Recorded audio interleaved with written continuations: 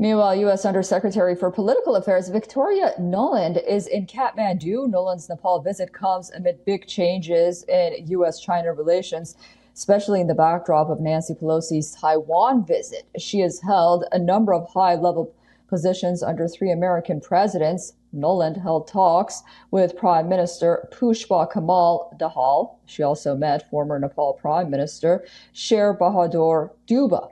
Nuland and Dubba discussed ways to bolster bilateral ties and cooperation in the areas of democracy, development, and good governance. Dubba also rendered his gratitude towards the United States' support for Nepal. During her 7-day tour outside the United States, Nuland will be touring Nepal, India, Sri Lanka, and Qatar between January 28th and February 3rd. Engagement with the new coalition communist government in Nepal is important for the United States, as they fear an inclination of the mountain nation towards China. According to reports, the Biden administration is trying to inquire the updates on the progress on the projects funded by the U.S. in Nepal. This also includes learning about issues of strengthening democracy, human rights, and promoting refugee welfare. The $500 million project under the Millennium Challenge Cooperation is set to enter into force from August, and U.S. government wants to ensure that it is executed without any further hindrance. An argument was also witnessed between U.S. officials and Chinese officials when Nepal's political parties tried to approve the American grant. The project is estimated to be completed within 5 years through U.S. aid, and the U.S. has also extended another $659 million for another 5 years. Well, for more on this, our correspondent Saloni Maraka joins us live from Kathmandu. Saloni, thank you so much for joining us.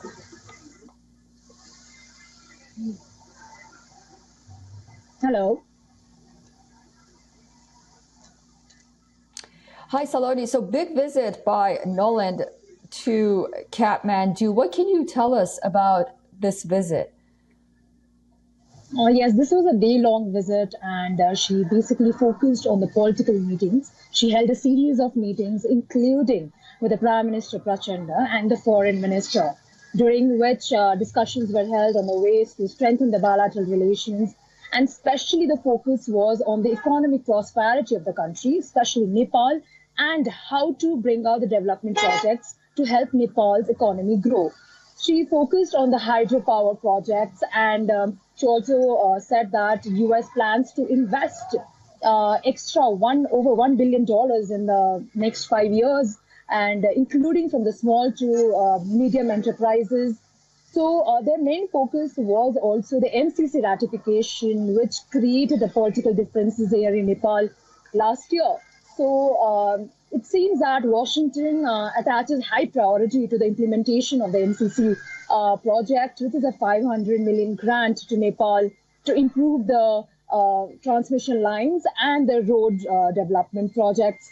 So, and the main, we can also see that this is a newly formed government of Nepal, which is being led by the communist parties, and who are considered to be a little inclined towards China.